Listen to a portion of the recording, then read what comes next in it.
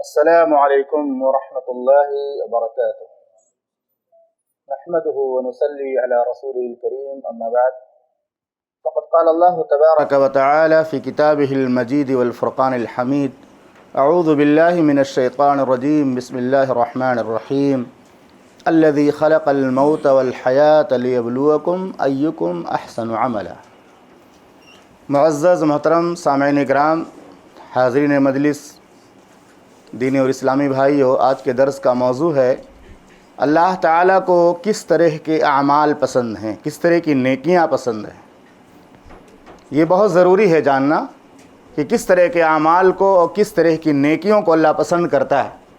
دنیا میں بہت سارے لوگ نیکیاں کرتے ہیں، بہت سارے لوگ اچھے اعمال کرتے ہیں، اور اللہ رب العالمین نے سورہ کہف میں ارشاد فرمایا کہ بہت سارے لوگ قیامت کے دن نیکیاں کر کے آئیں گے، بہت ساری نیکیاں انہوں نے کی ہوں گی.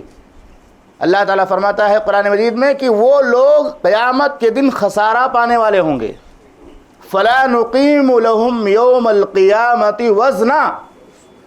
بہت ساری نیکیاں کر کے آئیں گے لیکن اللہ ان کی نیکیوں کو وزن بھی نہیں کرے گا، یعنی ایک دم ردی کی ٹوکری میں جیسے کوئی چیز ڈال دی جائے، اعمال برباد ہو جائیں گے. اس لیے اسلام نے ایک اصول دیا اپنے ماننے والوں کو. بیہقی کی روایت علامہ البانی رحمہ اللہ نے الصحیحہ کے اندر 1113 نمبر پہ نقل کیا.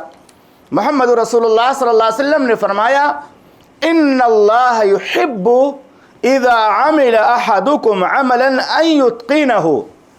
اللہ تعالیٰ پسند کرتا ہے کہ جب بھی میرا بندہ کوئی نیک عمل کرے، کوئی نیکی کرے، تو پوری خوش اسلوبی اور مہارت کے ساتھ کرے.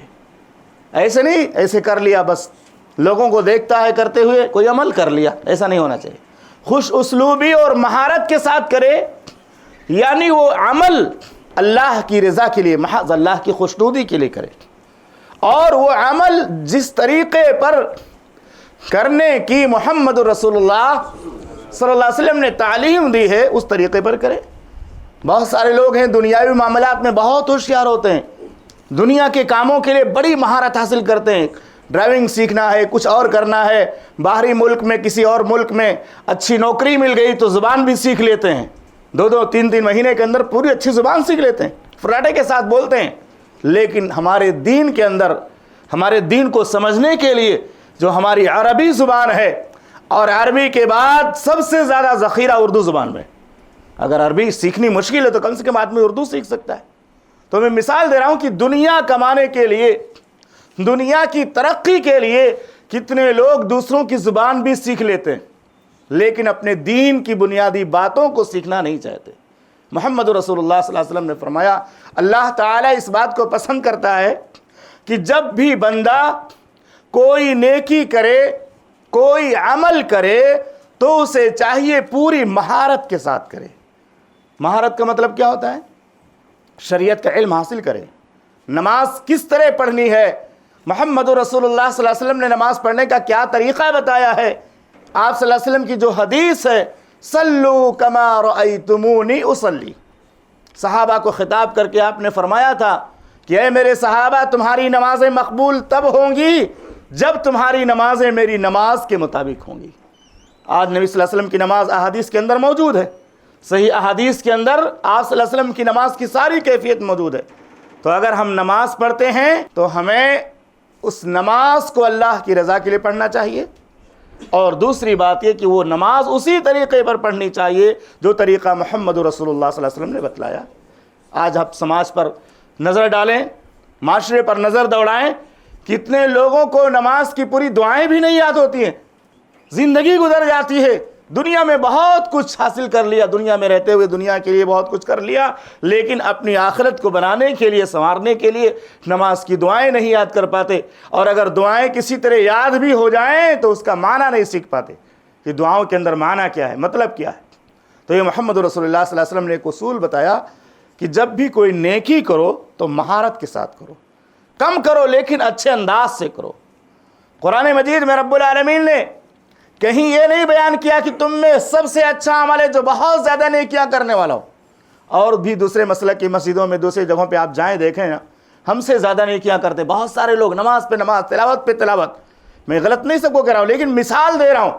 کتنے لوگوں کے اندر نیکیوں کا بہت جذبہ ہوتا ہے لیکن اس کا طریقہ نہیں معلوم ہوتا، ان کو سنت نہیں معلوم ہوتی ہے. نبی صلی اللہ علیہ وسلم نے جس طریقے سے بتایا اس کو سیکھنے کی کوشش نہیں کرتے. عمل کا جذبہ بہت زیادہ ہے، لیکن اسلام اس بات کو پسند کرتا ہے کہ عمل جو بھی کیا جائے، چاہے کم ہو چاہے زیادہ ہو، اس میں احسان کے ساتھ، اخلاص کے ساتھ اور محمد رسول اللہ صلی اللہ علیہ وسلم کے طریقے کے مطابق کیا جائے. مثال کے طور سے 2 چیزیں میں نے آپ کے سامنے پیش کرنی ہے. 2 چیزیں. پہلی چیز نماز ہے. اللہ ہمیں نماز کو مہارت کے ساتھ پڑھنے کی توفیق عطا فرما.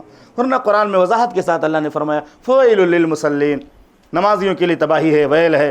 الذین هم عن صلاتهم ساہون، جو اپنی نمازوں میں سستی اور غفلت سے کام لیتے ہیں. الذین هم یراؤن، جو دکھاوے کے لیے نماز پڑھتے ہیں. اور دوسری جو نیکی ہے وہ وضو ہے. وضو کے بارے میں محمد رسول اللہ صلی اللہ علیہ وسلم کی ایک حدیث ہے کہ آپ صلی اللہ علیہ وسلم نے کسی صحابی کو دیکھا، انہوں نے وضو کیا اور وضو کرنے کے دوران ناخن کے برابر ان کے پیروں میں کہیں خشکی باقی رہ گئی، ناخن کے برابر. آپ صلی اللہ علیہ وسلم نے فرمایا ارجع فاحسن وضوءک، جاؤ دوبارہ وضو کر کے آؤ. تو وضو کا طریقہ بھی بہت سارے لوگوں کو نہیں پتہ ہے. نماز اور وضو یہی تو ہماری زندگی میں نظر آتا ہے، اور خلوت اور جلوت کی نیکیاں سب کو نہیں پتہ ہوتی ہیں، لیکن نماز اور وضو ہمارا پالا روزانہ پڑتا ہے. ہمارا تعلق اس سے بہت گہرا ہے، تو کم سے کم اس کو تو درست کر لیں. اگر عقیدہ درست ہے، ہمارا منہج درست ہے، ایمان درست ہے، تو اس کے ساتھ ہماری جو نماز روزانہ ہمارے ساتھ جس کا تعلق ہے گہرا، اللہ ہم کو اور گہرا تعلق اس سے قائم کرنے کی توفیق عطا فرما. تو نماز اور وضو کو خاص طور سے سنت کے مطابق ادا کرنے کی کوشش کریں، اور تمام نیکیوں میں یہ اصول اپنائیں جو اللہ کے نبی صلی اللہ علیہ وسلم نے بیان فرمایا کہ جو بھی نیکی کرو مہارت کے ساتھ کرو. بہت زیادہ نیکی کر لینا یہ بہت زیادہ کمال کی بات نہیں ہے. نیکی جو بھی ہو وہ مقبول ہو جائے. ورنہ اللہ نے فرمایا کہ قیامت کے دن بہت سارے لوگ بہت ساری نیکیاں لے کر آئیں گے اور ہم ان کے لیے میزان قائم ہی نہیں کریں گے. وہ نیکیوں کو ہم تولیں گے ہی نہیں. جیسے کوئی آدمی بہت سارا پیسہ روپیہ کما لے اور بینک میں لے کر جائے تو بولے تو ڈپلیکیٹ ہے، یہ تو نقلی ہے. تو آدمی کو کتنی تکلیف ہوتی کہ میں نے اتنے ہزار کمائے، اتنے مہینے اور اتنے سال لگائے، اور جب وہ گڈی لے کر سامنے پہنچتا ہے بینک والے کے سامنے تو کہتا ہے تو سب نقلی ہے، سب جعلی ہے. کتنی تکلیف ہوتی ہے بھائی میرے بھائیو، کتنی تکلیف ہوتی ہے. ایسے ان لوگوں کو کتنی تکلیف ہوگی. اللہ ہم کو ایسے لوگوں میں سے ہونے سے بچائے جو لوگ بہت ساری نیکیوں کا خزانہ لے کر جائیں گے، ڈھیر لے کر جائیں گے، اور اللہ کہے گا نہیں یہ نیکی کسی لائق نہیں ہے، میزان پر رکھنے کی لائق نہیں ہے، تولے جانے کے لائق نہیں ہے، یہ ڈپلیکیٹ ہے، اس کے اندر کوئی کوالٹی نہیں ہے. اللہ سے دعا ہے کہ رب العالمین ہم تمام مسلمانوں کو جو بھی نیکیاں کرتے ہیں اس نیکی کے اندر اخلاص کی توفیق عطا فرما، اور مہارت کے ساتھ اور سنت کے مطابق تمام نیکیوں کو ادا کرنے کی توفیق عطا فرما. ہمارے تمام اچھے اعمال کو قبول فرما، گناہوں کو اور غلطیوں کو درگزر فرما، اور ایمان کے ساتھ موت نصیب فرما. آمین. وصلی اللہ علیہ النبی الکریم. السلام علیکم. ایسے ہی فائدہ مند اسلامک ویڈیوز دیکھنے اور منہج سلف پر کتاب و سنت کی تعلیمات کو عام کرنے میں ہمارا تعاون کریں، تاکہ آپ کے لیے ذریعہ نجات، جنت کے حصول کا سبب، ساتھ ہی مال میں برکت و اضافے کا ذریعہ بھی بنے. آمین. جزاک اللہ خیرن.